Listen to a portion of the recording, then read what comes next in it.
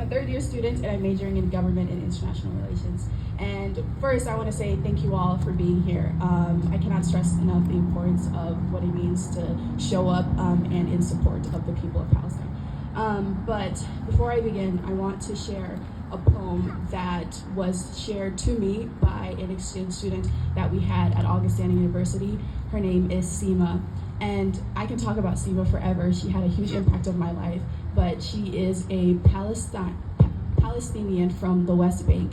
And something about Seema was she was so boldly and so proudly Palestinian, and she wanted everyone to know about her culture, her language, and the oppression that's been happening to the people of Palestine. And she had a rendezvous at Augustana, which is a cultural event where exchange students come and they share about their culture. And she dedicated that time to educating the people of Augustana about the oppression in Palestine, and she shared this poem, and which I will recite to you guys now. It is by Rachida, and it is titled, "We Teach Life, Sir." Today, my body was a TV'd massacre. Today, my body was a TV'd massacre that had to fit into sound bites and word limits. Today, my body was a TV'd massacre that had to fit into sound bites and word limits filled enough with statistics to counter measured response. And I perfected my English and I learned my UN resolutions, but still, he asked me, "Miss Ziada, don't you think that everything would be resolved if you would just stop teaching so much hatred to your children?" Pause.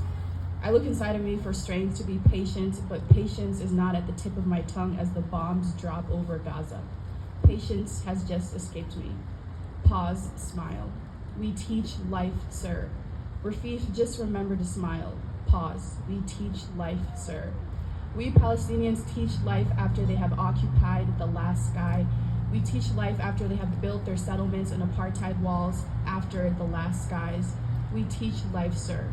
But today, my body was a TV massacre made to fit into sound bites and word limits and just give us a story, a human story. You see, this is not political. We just want to tell people about you and your people, so give us a human story. Don't mention the word apartheid and occupation. This is not political. You have to help me as a journalist to help you to tell your story, which is not a political story. Today, my body was a TV massacre. How about you give us a story of a woman in Gaza who needs medication? How about you? Don't you have enough bone, broken limbs to cover the sun? Hand me over your dead and give me a list of the names in 1,200 word limits. Today, my body was a TV massacre that had to fit into sound bites and word limits and move those that are desensitized to terrorist blood. But they felt sorry. They felt sorry for the cattle over Gaza, so I give them UN resolutions and statistics, and we condemn and we deplore and we reject. And these are not two equal sides, occupier and occupied, and 100 dead, 200 dead, and 1,000 dead. And between that, war, crime, and massacre, I vent out words and smile, not exotic and not terrorist. And I recount 100 dead, 1,000 dead. Is anyone out here? Will anyone listen? I wish I could wail over their bodies. I wish I could just run barefoot in every refugee camp and hold every child, cover their ears so they wouldn't have to hear the sound of bombing for the rest of their life the way I do. Today, my body was a TV massacre. And let me just tell you, there's nothing your UN resolutions have ever done about this. And no soundbite I come up with, no matter how good my English gets, no soundbite will bring them back to life. No soundbite will fix this. We teach life, sir. We Palestinians wake up every morning to teach of the rest of the world life, sir. That was the poem that she recited to our class, and as you just heard, this is a very, very powerful poem. And I think the sentence in itself, "We teach life, sir," is something that I've definitely learned so much since October 7th.